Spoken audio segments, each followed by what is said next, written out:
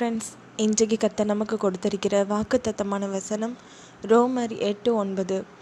தேவனுடைய ஆவி உங்களில் வாசமாயிருந்தால் நீங்கள் மாம்சத்துக்கு உட்பட்டவர்களாயிராமல் ஆவிக்கு உட்பட்டவர்களாயிருப்பீர்கள். கிறிஸ்துவின் ஆவி இல்லாதவன் அவருடையவன் அல்ல. ஃப்ரெண்ட்ஸ், நம்ம இப்போ இந்த வசனத்தின் மூலமாக ஒரு கதையை கேட்டு தியானிக்கலாமா? குமார் அவங்களுடைய மனைவி போல கிடையாது. குமாருக்கு ஆலயத்துக்கு வர்றதுக்கும் பிடிக்காது. அது மட்டும் இல்லாமல் நல்லா சினிமா பார்க்குறது, நண்பர்களோட ஊரை சுற்றுறதுங்கிறது எப்போதுமே ரொம்ப சந்தோஷப்படுவார். ஆனால் அவங்களுடைய மனைவி தெய்வீக தன்மையாகவும் ஆலயத்திலே வாசமாக இருக்கணும்னு, கர்த்தரோட உறவாடணும், பேசணும் அப்படிங்கிற மாதிரியான நினைவுக்குட்பட்டவங்க தான் அவங்க மனைவி. இப்படி இருக்கும்போது குமாரி மாம்சத்துக்கு இடம் கொடுத்து வேறு சிந்தையாகி வேறு வித மார்க்கமாக அலைய ஆரம்பித்தார். இதை பார்த்து அவங்க மனைவிக்கு தாங்க முடியாத வருத்தம். இதை வச்சு கர்த்தர்கிட்ட எல்லாவற்றையும் ஒப்பு கொடுத்தாங்க. தன்னுடைய கணவர் இந்த மாதிரியாக ஒவ்வொரு மாம்சத்துக்கும் இடம் கொடுத்துருக்கிறாரு, ஆனால் இந்த மாதிரியான சிந்தை அவரை விட்டு நீங்கள் எடுத்தே ஆகணும்னு கர்த்தர்கிட்ட ரொம்ப பிடிவாதமாக ஜெபம் பண்ண ஆரம்பித்தாங்க. காலப்போக்கில் குமாருக்கு ஒரு விதமான நோய் தாக்கப்பட்டுச்சு. அதை பார்த்ததும் அவங்க மனைவி கரிசனையாக அவங்களுக்கு எல்லா உதவிகளையும் செஞ்சு கொடுத்தாங்க.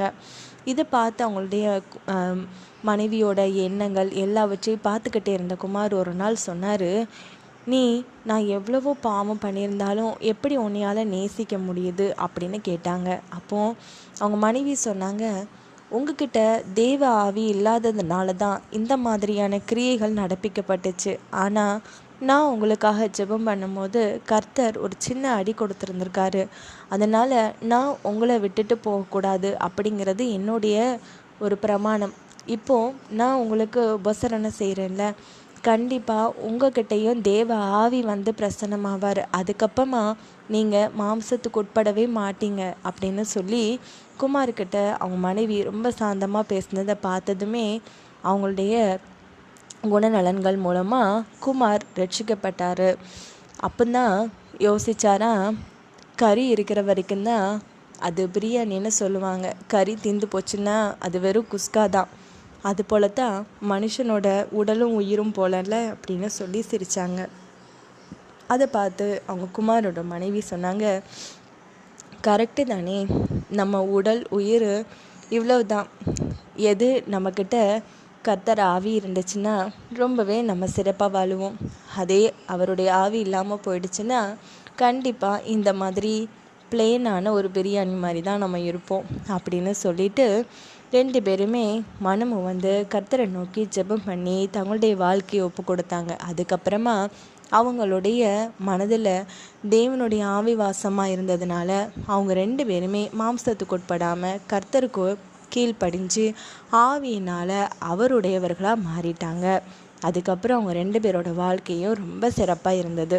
ஃப்ரெண்ட்ஸ், இந்த கதையை கேட்டிங்களா? இதே மாதிரி நம்மளுடைய ஒவ்வொரு வாழ்க்கையிலும் அசுத்தங்கள் நம்மக்கிட்ட கலைஞ்சிருக்கு அப்படின்னா கண்டிப்பாக நம்மக்கிட்ட தேவனுடைய ஆவி இல்லாமல் இருக்கிறது தான் காரணம். இதற்காக நம்ம ஜெபம் பண்ணி கர்த்தருடைய ஆவியை வல்லமையாக நம்ம பெற்றுக்கொண்டோன்னா கண்டிப்பாக நாம் மாம்சத்துக்கு இடம் கொடுக்க மாட்டோம்.